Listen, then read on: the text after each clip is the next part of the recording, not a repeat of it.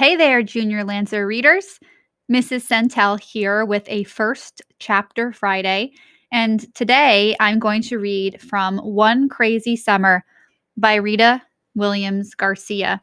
And this book it's the Newbery Honor Book. It's a National Book Award finalist. And it also is a Coretta Scott King Award winner. So lots of accolades for this one.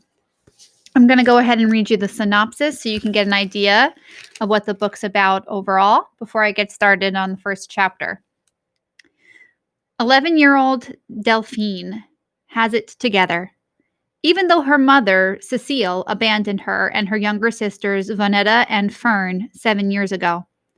Even though her father and Big Ma will send them from Brooklyn to Oakland, California to stay with Cecile for the summer. And even though Delphine will have to take care of her sisters, as usual, and learn the truth about the missing pieces of the past.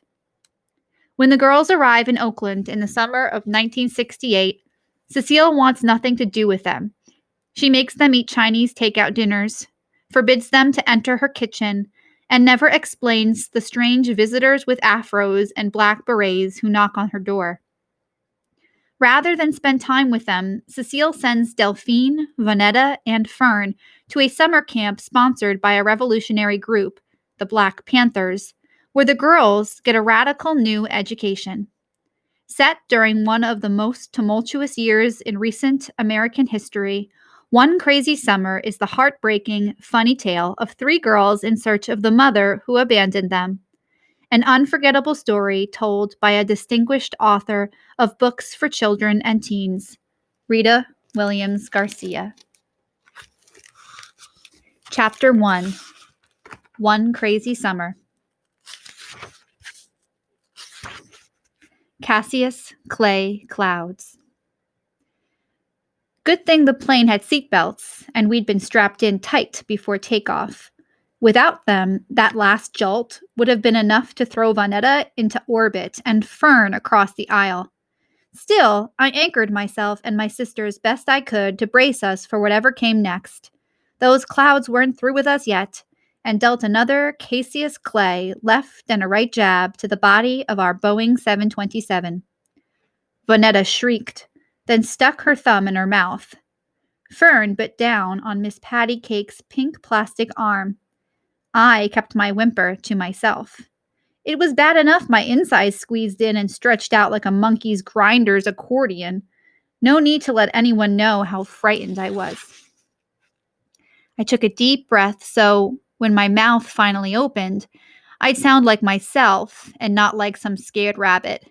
It's just some clouds bumpin', I told my sisters, like they bumped over Detroit and Chicago and Denver. Vonetta pulled her thumb out of her mouth and put her head in my lap. Fern held on to Miss Patty Cake. They listened to me. We push our way up in the clouds. The clouds get mad and push back, like you and Fern fighting over red and gold crayons. I didn't know about clouds fighting and pushing for a fact, but I had to tell my sisters something. As long as Vonetta kept her fear to one shriek and Fern kept hers to biting Miss Patty Cake, I kept on spinning straw, making everything all right.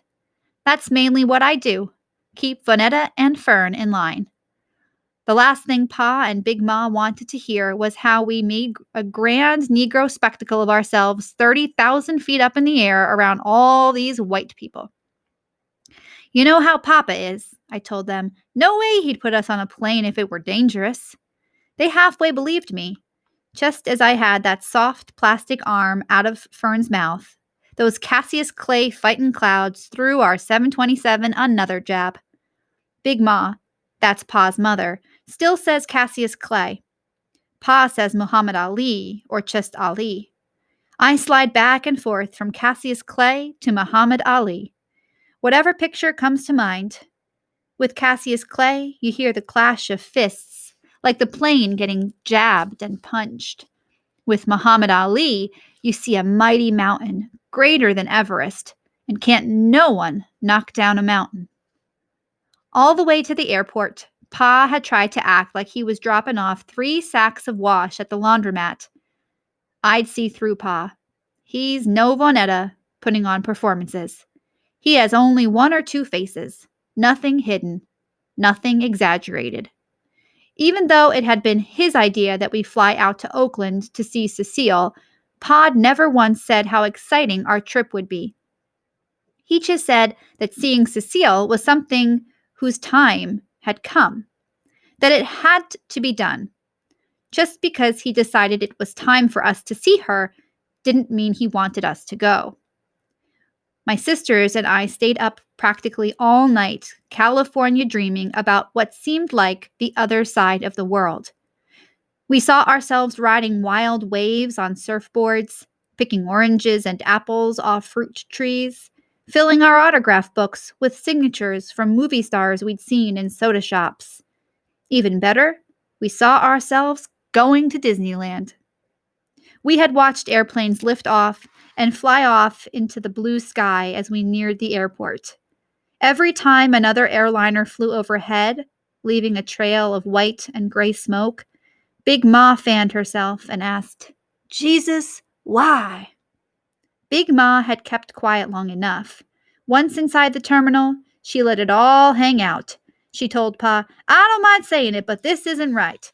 Coming out to Idlewood and putting these girls on a plane so Cecile can see what she left behind.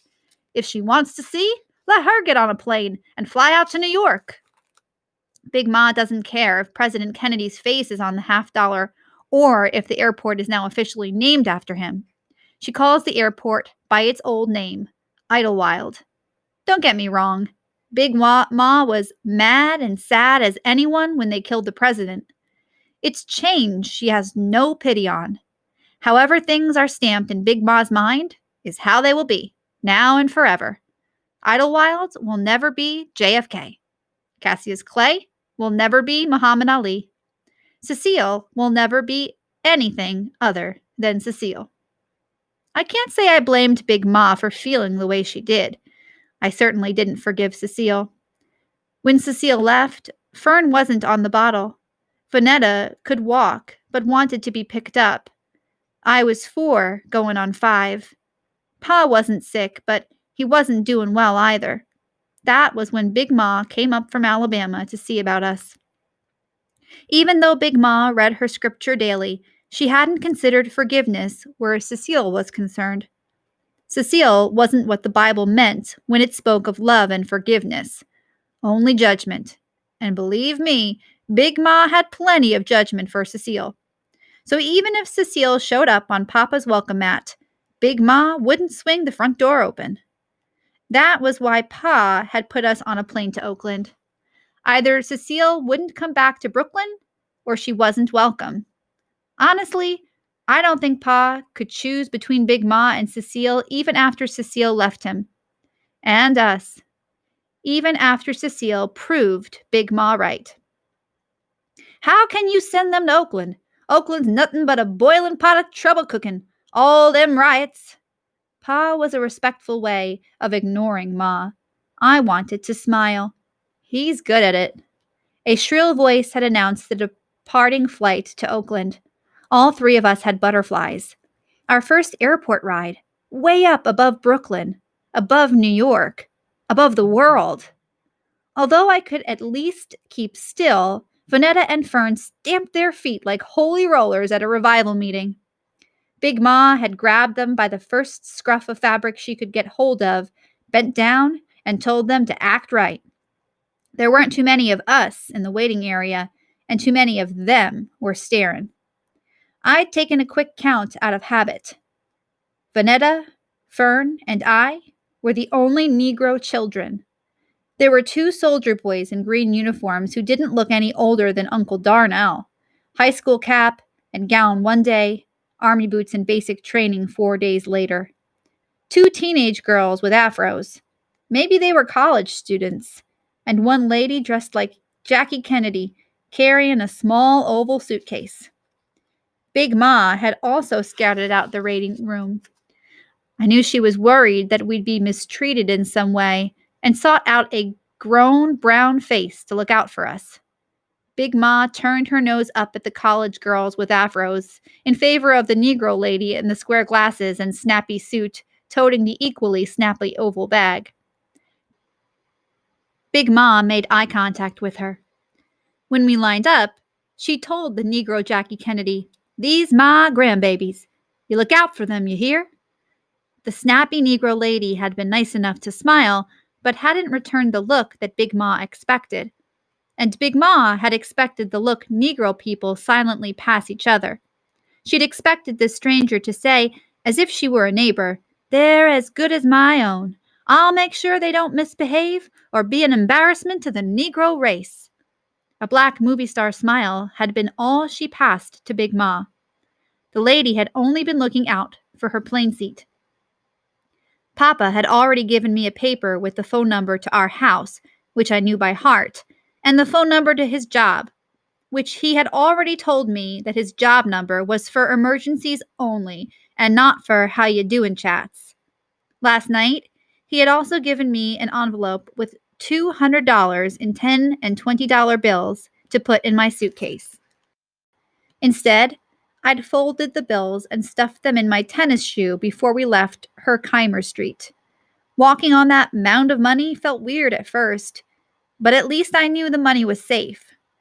Papa had kissed Vonetta and Fern and told me to look after my sisters, even though looking after them would have been nothing new. I kissed him back and said, "I will, Papa." When the line to the ticket taker had begun to move, Big Ma had gotten teary and mushed us up in her loose-fitting violet and green muumuu dress. "Better come and get some lovin' now." She hadn't had to finish the rest about how this might be the last time in a long while for kissing and hugging. A flash of memory told me Cecile wasn't one for kissing and hugging. I had a lot of those memories clicking before me like projector slides in the dark. Lots of pictures, smells, and sounds flashing in and out.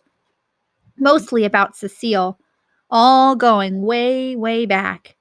And what I didn't remember clearly, Uncle Darnell always filled in. At least Uncle Darnell remembers Cecile kindly. So that's the end of chapter 1.